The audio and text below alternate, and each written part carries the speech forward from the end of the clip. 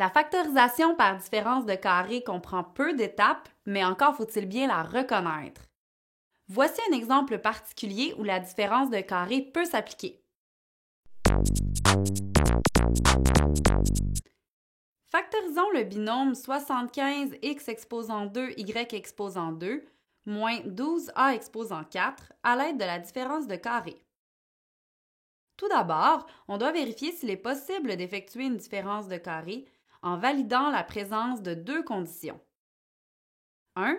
Les deux termes doivent être des carrés et 2. Une soustraction doit relier les deux termes.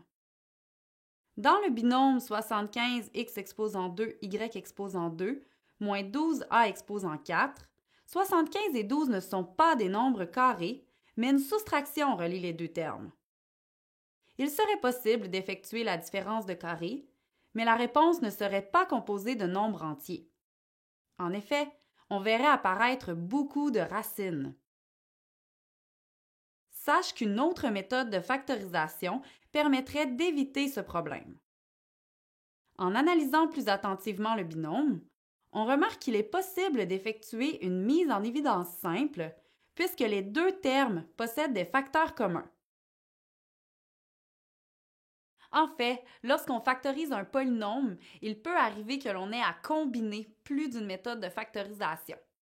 Il est d'ailleurs suggéré de toujours vérifier dès le début s'il est possible d'effectuer une mise en évidence simple puisque cette méthode s'applique fréquemment. C'est le cas de notre exemple, puisque les coefficients 75 et 12 ont le chiffre 3 comme plus grand commun diviseur.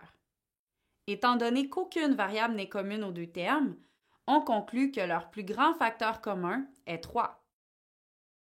En mettant en évidence le facteur 3 et en effectuant la division, on obtient 3 multiplié par 25x exposant 2 y exposant 2 moins 4a exposant 4 comme résultat de la mise en évidence simple.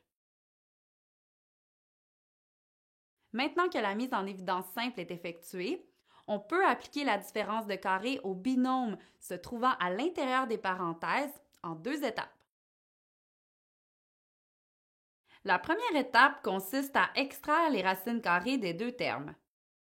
La racine carrée du premier terme correspond à la racine carrée de 25x exposant 2 y exposant 2, ce qui donne 5xy.